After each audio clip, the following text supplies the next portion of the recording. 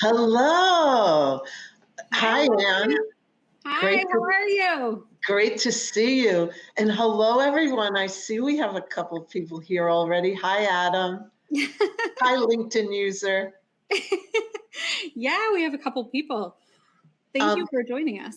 Thank you for joining us. While we wait for everyone to join in, where are you joining in from? Yeah, tell us Let where you're us from. know in the comments. So I am in the DC metro area, technically Alexandria, Virginia. So that's where I am. How about you, Leslie? I am right in Manhattan, in New York City. Ooh, you're like where all of the action is. Yeah, some think I'm further uptown, so less action, more quiet. Okay, awesome. And I know it looks like we're waiting on some people. Oh, there we Yeah. go.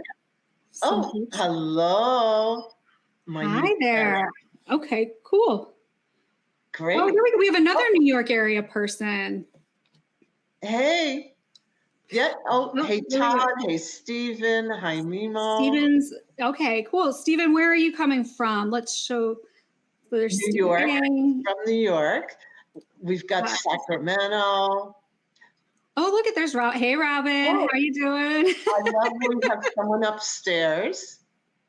Yes. We have my husband who's always hanging out upstairs, and he has to wait. Oh, and Oh, Monica. Monica's here too. Woohoo! All Yes. right, awesome. And then Hello, we have Cheryl. Monica. Awesome. Great. We'll wait another moment. Oh, hi, Cheryl Ann from Connecticut. Yeah. Robin from Sacramento. I might have said that already. Great. We're Awesome. so glad you're all here. We're going to get started. So, thank you for joining us.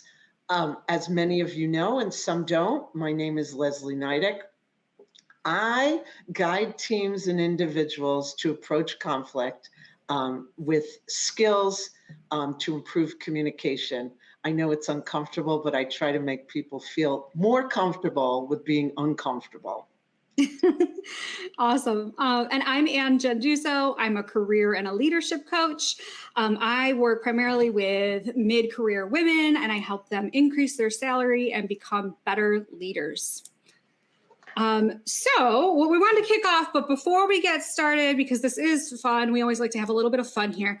So Starbucks introduced their pumpkin spice latte yesterday, which of course meant I was right there. So I want to know from all of you all, where do you stand on pumpkin spice? Are we a yay or a nay? And Leslie's already shaking her head. So where are Um, you? I'm a yay and a nay. Nay Okay. for the coffee. Yay for in December, my dear friend's mom makes this amazing pumpkin bread, but it tastes like it's more like cake, and I Okay. love it, but not in my coffee. Okay, fair enough. I think you guys would probably already tell from my response that I'm a big old yay. And in fact, I did a quick little taste test because Dunkin' Donuts had theirs out early. So we started one day with Dunkin', to the next day with Starbucks. And then, I continue on. I have like Gloria Jeans. I have all different types of coffees. So we And have I'm with you, the black coffee, please. we have a bunch of nays here. I'm the only one who loves pumpkin spice. Oh, let's see I here. don't know. We might have to go try it. I might. No, you guys can all be nay. That's fine. You know what? That leaves more for me. So Monica's a nay. So is Steven. Robin, I love it. Yes, you love the smell. There we go. Yay for chai latte. Okay. Yay. And Monica, I'm with then you. Adam says that she who controls the pumpkin spice controls the universe. Well, I guess that means I do. So, all right. Well, let's get started now that we have some folks here. Today, we're going to talk all about quiet quitting, right? And the 3 reasons why leaders should actually encourage their employees to do it. So before we get into all that, we need to understand what the term actually means, talk about it, what the connotations are, and where it came from. So we're going to kick off and go from there. Great. Hey, Gabe. I see Gabe just joined us, by the way. I want to say hi to Gabe. Hello. So, as you know, it's become a hot button phrase that seems to put companies up in arms employees are pushing back. So the definition seems to be all over the map. There's a huge spectrum. There's confusion about it, conflict, there's even debate about what does it mean, and even chaos.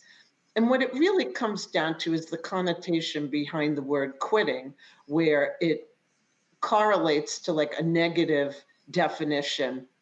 And that's not quite what's happening here. And that's why we need to talk about it more. Yeah. I mean, I would say, Leslie, I have a friend and she said to me, she's like, I'm not quitting anything. I don't quit. What do you mean? I put my effort in. I'm not quitting anything. So you just bristle at that term. Exactly. Yeah. So what we're seeing here, we're seeing some 3 common themes around that definition discrepancy. And they're really around that term quitting and what people are determining the effort, right? What that means for effort. So 1, people are thinking it's slacking. And that means putting in less than 100% effort, but enough to get by, right? 2nd, setting boundaries. So putting in 100% effort, but not doing extra above and beyond, no extra duties, not exceeding expectations that can infringe on your well-being or your time. And then the 3rd is what I call checking out, right? Like when we check out, you put in no effort, you don't care, there's no motivation, and you've got 1 foot out the door. So there's like 3 different types of buckets people are thinking that the term quiet quitting means. Exactly. And that's where now we want to hear from you, because I'm sure we have a full range of how you define it. So what do you think when you hear quiet quitting? Are you more in the slacking group? Are you defining it as setting boundaries? Or is it checking out? Is that what you hear? We'd love to hear from you. Yeah, so type in the comments. In the meantime, though, I see that Gabe only drinks black coffee when he's hungover, he says. And then we have somebody else giving some advice on fresh orange juice. Wow. Gotta love it when the comments go into fun. Yes, so we're talking about orange juice, coffee, and yet we want to talk about, I see. So Kimberly's telling us not slacking, putting in 100% and setting the limits. Yes. Okay. Great. And really that work-life integration, I think, is a big part of that and so important. Thanks for mentioning it. Now, Stephen, he's saying it would be the boundaries camp. Yep. And then we hear Carl saying he's defining it as checking out. So your heart's not in it, you're already checked out. Okay, cool. And then I see how you can hear that. Interesting. Yeah, I mean, I gotta say, Leslie, for me, when I first heard the term, I thought it meant checked out. Yep. I was like, checked out or you're slacking. One of those 2. It was the negative, total negative. It was just like, no, because of the word quitting. Yes. And I think that word, I think the word quitting that's what people are hearing louder than what the quiet is inferring. Yes. Right. So yeah, we have a lot of people thinking about, doing the bare minimum. And this makes a lot of sense. So let's get to it. So we did a poll, and Anne actually posted it.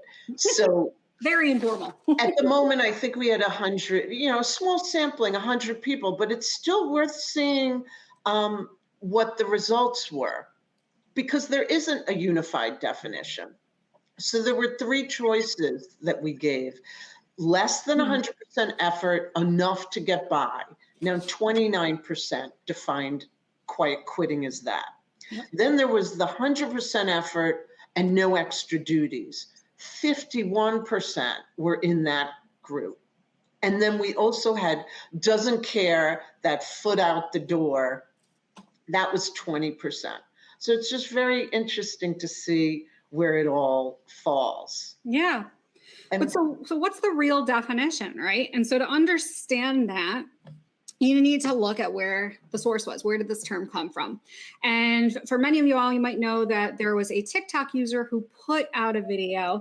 And in there, the original intended definition from that user, because this is what went viral and what everybody's talking about now, They said the term quiet quitting refers to quitting the concept of hustle culture, which meant quitting consistently, going above and beyond, exceeding expectations, overperforming, and doing everything you can do, kind of like making work your life. That's Exactly. what it really was. And that includes never saying no and not getting compensated. So for that extra effort, right? So more of, I guess, the way I view this, Leslie, I don't know about you, but I view this as quitting what happened to salary culture, where people think if you get salary, it means you're on call.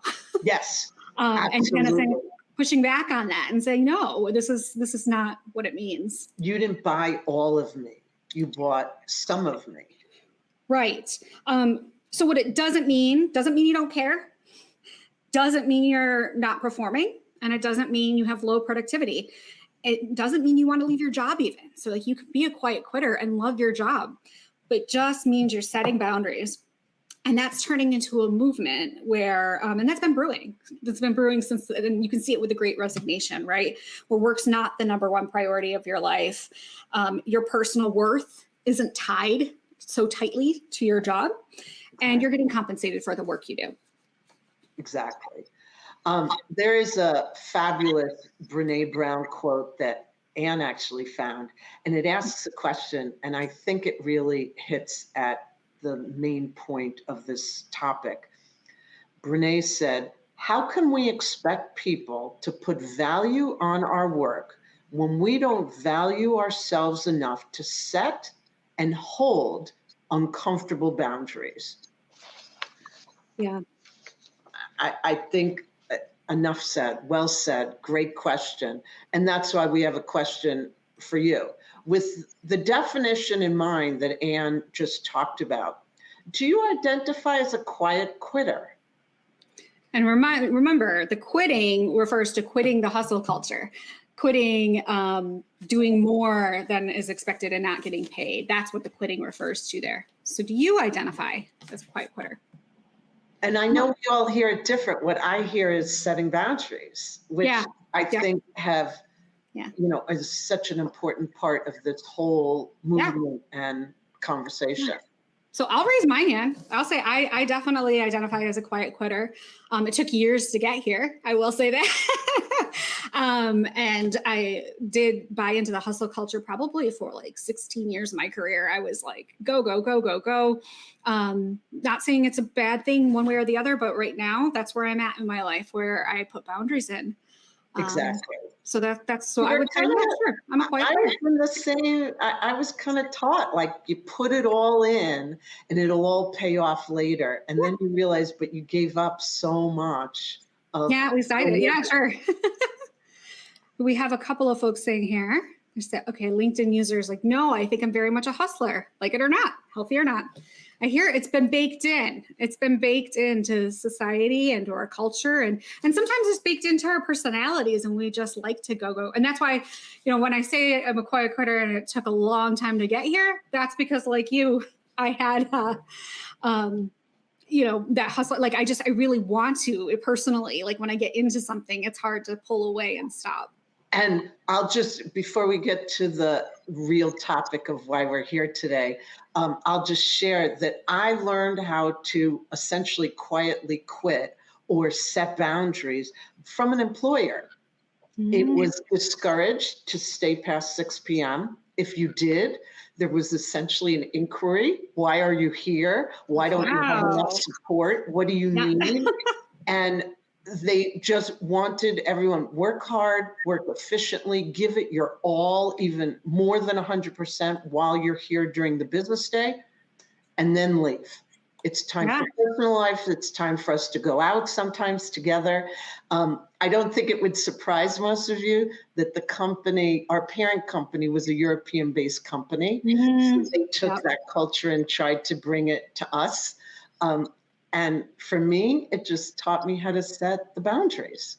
Totally. And there's other jobs too that do that too, like government work, or there's ones where there's legally they don't let you go without getting paid overtime and things like that.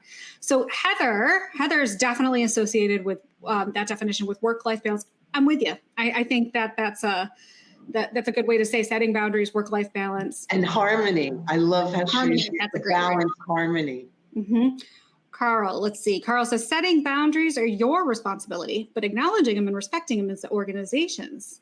Exactly. That's really great. And that's where we're going to go into why leaders should be encouraging it. Exactly. And we have a couple other folks. Adam says he's been hustling, but he feels like he's setting some more boundaries. Todd and Carl have points that they're talking about. Hard to leave your job if you work in a toxic environment. Yep, that's true. Horrible boss. But that's why here we want to make sure that people are becoming better bosses, better leaders. Exactly.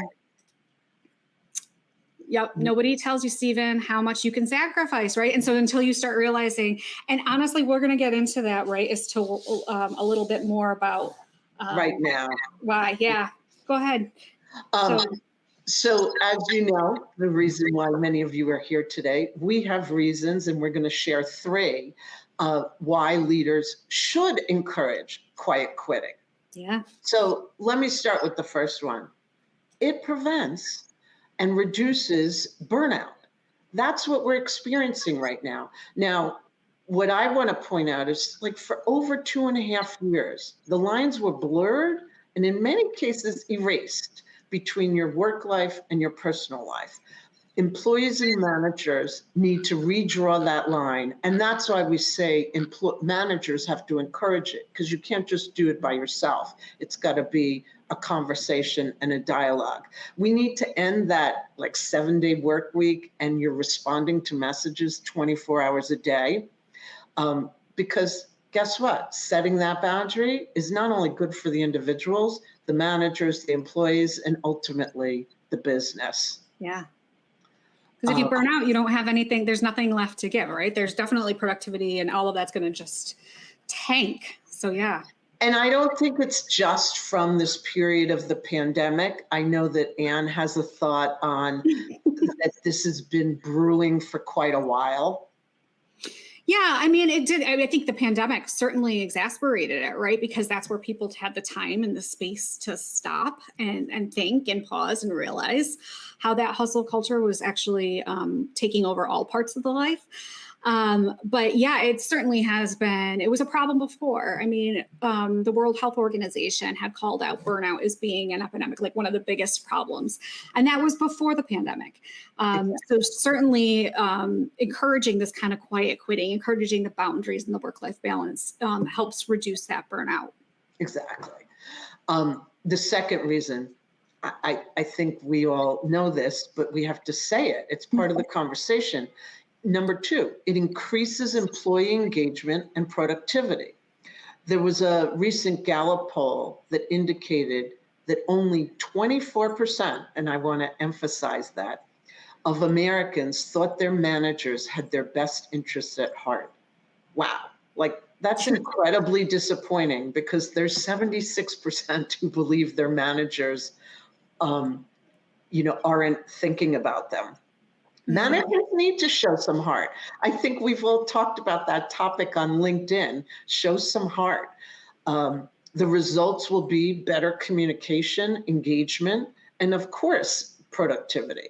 So this whole movement of quiet quitting isn't about less work. There may even be more productivity. Work smarter, not harder. Yeah, and we did see that in the pandemic too, right? Like we saw some companies when there were some boundaries that were kind of enforced, because even though imposed because we didn't want it to necessarily because of lockdowns and things like that, their productivity and their output and their profits went up. So it certainly does help business. So the third reason that leaders should be encouraging quiet quitting. Oh, I cannot stress this enough. It increases retention. Right now, when we look at the Great Resignation and why so many people are leaving and then they're coming back, they're boomerang, they're all over. A big part of that is because they felt like either they weren't having the boundaries that they needed, or they weren't getting compensated for the true amount of work that they were putting in. So as you can see, you see the salaries are starting to rise. You get to see more employers are looking to try to attract people, but not just attract, they need to stay. And retention is one of those things that leaders are constantly working on. By setting those boundaries between work and life, it's good for business. For example, replacing employees, very, very costly. Conservative estimates from Gallup say that replacement costs can range anywhere from 1/2 to 2 times an employee's salary. And that's conservative. Exactly. So, it's very expensive, all of that turnover and churn. So when you want to keep your employees happy, you want to help them implement some of those boundaries, and encouraging quiet quitting. It's going to be good for your business overall. I love the, essentially, I consider it a tip that Stephen Eng is sharing, that he said he doesn't put the app for the company's virtual office on his personal phone. What I hear in that is like the fact that you have a personal phone and a business phone, that is a very interesting tip that I have not implemented. But that really could be the way to create a boundary where you actually have 2 different phones. And I see a lot more people carrying 2 phones. It's so true, Leslie. It's funny that you're saying that, and that Stephen, that you mentioned that too. Because I just had a client, she negotiated that. That was part of her negotiation to get a different job, was saying, I really need to have 2 different phones. Wow. And so she negotiated her own boundary. Yeah. And Andrea, yes, we are right. Yes, they need to stay. You have to keep your employees, because when they leave, that's when it creates stress for the remaining employees, for the leaders. We need, and we just need to have that's what the whole point of today's show is. We need a dialogue. For all the employers out there that are just, the boundary they're setting is get back to the office. There's no discussion about it. And obviously we all want to talk about like how, why, where, and when we're going to work. Yeah. And it's a conversation. It's not a one-way decision either way. Yeah. And that's what we're hoping also changes here. That's such a great point. So what we want to do is, obviously we can't answer everyone's questions, but we would love for you to toss in some questions or comments so that we can answer them.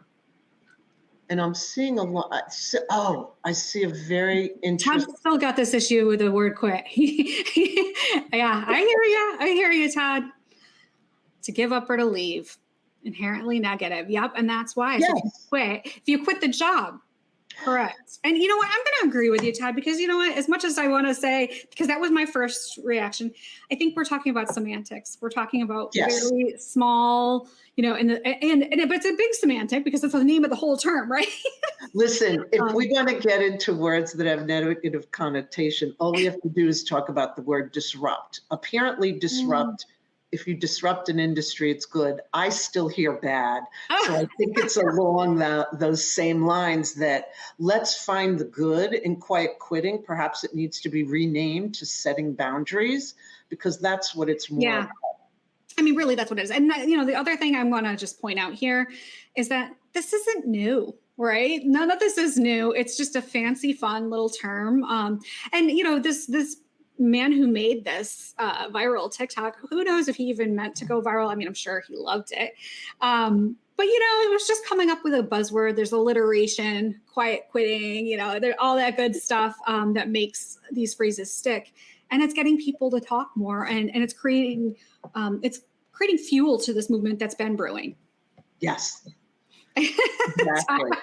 Todd's an English major, so that's why we got to get into the semantics. I get you. I hear you. Well, let's have a movement to change the term. What I'm happy about is that the quiet quitting and that fabulous little short TikTok video, and it was incredibly short, I think it was less than 20 seconds, that we're having the conversation, because that's what's been missing. That's what is frustrating people, at least in New York. There's a lot of employers who are insisting that as soon as Labor Day is over, you're back to the office. And it's just an order and a policy being tossed out.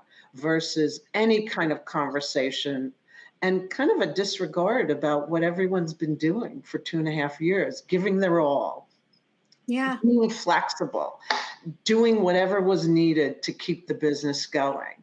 Yeah. And they're still willing to do that. It's just that they want to talk about, like, how are we going to do it, and not just be told, this is what you have to do. Yeah. I love that. So one quick question, if you guys don't have any questions for us, one question I have for you all is, what's one boundary that you're putting in place, or a boundary you wish you could put in place? Exactly. What about you, Leslie? What do you Well, it was a topic of a quick little post, impromptu post I did on Sunday, because I realized I was just, every day was about my to-do list. And, I'm a small business person, so it's always landing on me. And I just kept on looking at the beach. And I'm like, what am I going to do? Spend all day inside with this to-do list, or go to the beach? And I went to the beach, and it really was true. I thought I'd be more productive on Monday, but I looked back on Monday afterwards and said, you know what? You really need those recharging days. We have to take the days off. I have a friend who worked every day for 2.5 years, and then tried to use her vacation time that she had earned during those 2.5 years. And she was told, well, don't you remember that use it or lose it policy? And they didn't want to make an exception. So Yeah. guess what? She's drawing the line very hard right now. That's an important one, right? So time off. Chasen says here that butts and seats is ridiculous. Yeah, I know that's a big hot button, right? But that's all part of it's tied into quiet quitting or boundary setting, because people want to set those boundaries and say, when I worked in DC, I lived a little farther out a few years ago. And man, that commute, it doesn't matter if it's only 20 miles, it was like an hour and a half each way. And so save the time savings, all of that. So that is a boundary people are drawing and saying, I want to work remotely. And why was it okay for 2.5 years you didn't see us, and we were working very hard and efficiently and getting some thank yous during it? And then all of a sudden, no one can be working if I don't see you. Yeah, I know. And we could have a whole new show on that, right, Yes. Leslie? Really because the remote, yeah, I hear you. And it's starting to blow up into some of these employees that or employers that don't want to have that two-way conversation, starting to blow up in their faces. So we'll see how that plays out, especially after Labor Day, like you said. Exactly. Okay, so I want to ask, did you find this conversation useful? Drop your favorite emoji. If you did, I'd love to see if you thought that maybe you learned something new, thought about something in a different way. And I love this part of the show. Some people get very creative with their emojis. Yeah, your favorite emoji. I want to think what my favorite emoji might be. I vacillate. I go back and forth. What do you think? I know which one. The one I overuse, maybe it's not my favorite, but the one with the sunglasses. Oh, cool. You're cool. Smiling face with sunglasses. I love it. You know one I love, I don't use it enough, but I love it when I see other people use it, is the avocado. I don't know why. I just think it's so fun. So awesome. Well, I'm so glad that we had all of you here. Oh, thank you, Stephen. Stephen says, for sure, we need more of these discussions. Oh, great. I love it. Yeah, I agree, because it's about the dialogue.